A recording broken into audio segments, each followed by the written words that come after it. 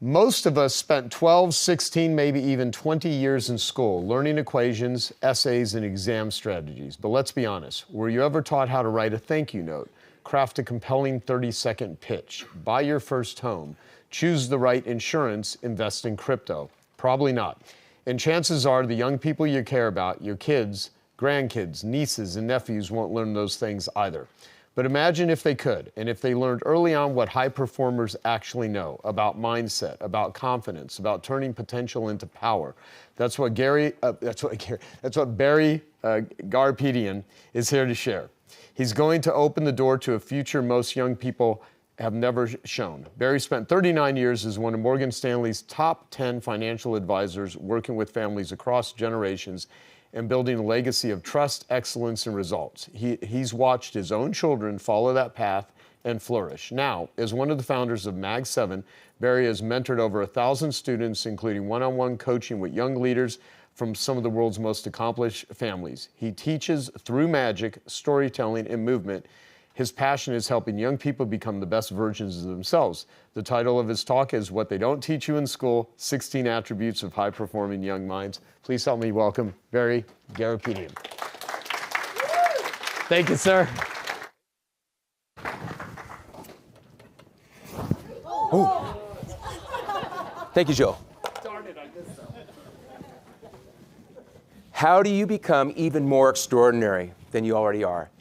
Take a look at this image. I'm going to count backwards. 3, 2, 1. Everybody yells out, what is this? 76% of people say duck. 25% say rabbit. Here's the extraordinary part. If you can see both of them at the same time, how rapid you can go between them measures adaptability. Years ago, the superpower was what? IQ. How smart you were. Then it transitioned into what? EQ, emotional intelligence. The new superpower today is what? AQ, adaptability. And that's what we're going to talk about today. How do we adapt into the new world of AI? That is what our kids are not learning. A lot of them are getting it. And I'm going to demonstrate to you what extraordinary actually really is. And I need a volunteer. I'm going to throw this football out here. Catch it. 7, pass it around. 6, 5, 4, 3, 2, 1. Whoever has the ball is my volunteer. Thank you, Daryl. Stand up. Daryl, you just stand up right there, buddy. Give me any number between 1 and 100. Make it hard. 67. Watch carefully. Joel, could you give me 30 seconds on the clock? So I'm going to fill these random boxes up with some random numbers. You say go. I'm going to fill these boxes up with some numbers. You say go when you're ready. Go.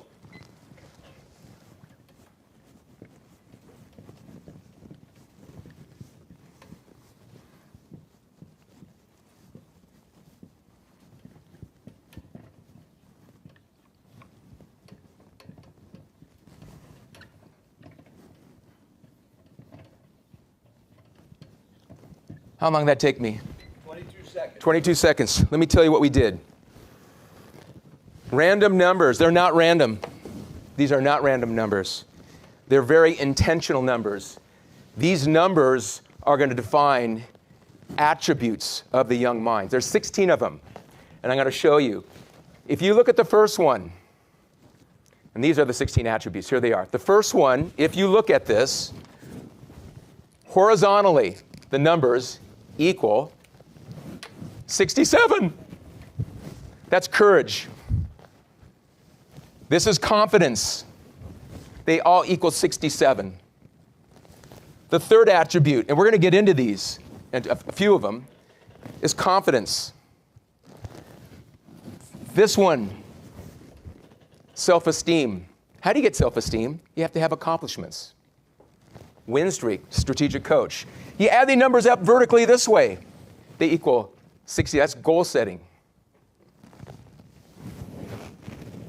This way, the art of connection. Speaking and listening skills. The ability to persuade. They all equal 67. How about diagonally? Grit and determination. They equal 67 this way, guys. Add them up. Add the numbers up this way. They equal 67. Fail forward. These four equal 67. High performance, leadership and development. These four, networking. These four all equal 67. Social EQ, your emotional intelligence. These four equal 67. Becoming more self-disciplined. The middle four, dress for success. You've got 7 seconds to make a positive first impression. How about the corners? Equal 67. So here's the thing. How do you do this? I can teach you how to do this. It's very intentional. 22 seconds. How do you learn the 16? Do you really have a structure in how to learn the 16? I'm going to take a few of them. We're going to do a little deeper dive. We can take a look at the art of connection. Hey, I hope you're enjoying this video, and I want to let you know that I have a new book that's come out, and if you'd like to get it absolutely free, there's a link below in the description, or you can wait till the end of this video, or you can simply go to joesfreebook.com and you can get a copy there.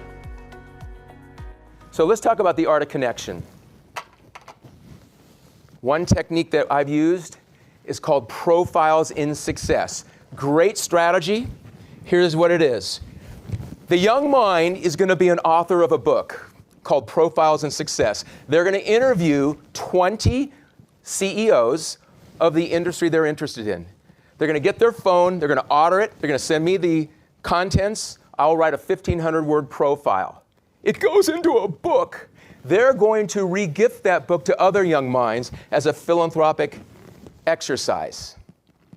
Do you think the young mind is going to meet someone maybe? An internship, a job, or an interest in what they might want to do? This works. It's a very, very cool tool. Very few people do it, called Profiles in Success. And the young mind now has, wow, I'm an author at 18, 19, 20 years old. Not difficult to do. Another tool that is absolutely, I think, easy to do, yes, handwritten notes. I get 2 or 3 sent to me every week. Chris Wang team sent me, I don't know, 8 or 9 of them. We did a meeting. Every one of them has wax stamps on the back. So the thing about a handwritten note is it takes time to do these. It's a lost art. So we teach wax, seal, vintage stamps on the front, return stamp. Then in the note, it's all about the other person. Who does this? Raise their hand. Who does handwritten notes? Well, almost everybody here. Get into this habit. Young minds can do this. Young minds are not doing this. So handwritten notes is another easy one to do, and I think it's actually a lost art.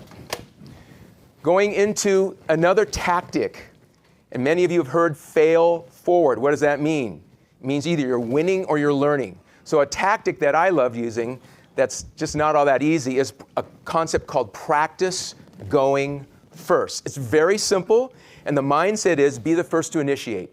Be the first to shake hands with someone. Be the first to smile at someone.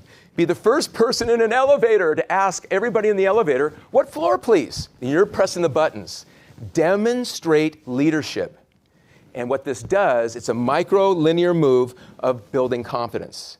So practice going first is one way we get around fail forward. And then, of course, enhancing the mindset that it isn't failure. If you're not in the batter's box swinging, you got to be in the box. So many folks never even want to get in the box. Whether you're playing tennis, playing basketball, golf, you have to take the shot. Many folks will never want to get in the shot. So the idea is that you're not losing. You're either winning or learning. So that's a mindset we teach early. Another tactic is the EQ, which is not easy. And I'm going to talk about something from Strategic Coach I learned almost 25 years ago. And many of you know this. It's called the hero list. If you don't have a hero list, you might want to consider building a hero list. What do you do with the hero list? What I do is I create lightning strikes. What is a lightning strike? A lightning strike is exceeding an expectation on purpose, meaning doing something for someone else that they're not expecting it. I would create 2 or 3 lightning strikes a week. It's 12 a month. A lightning strike doesn't need to cost money. If you came to my house, we live in Southern California. We're big into washing cars.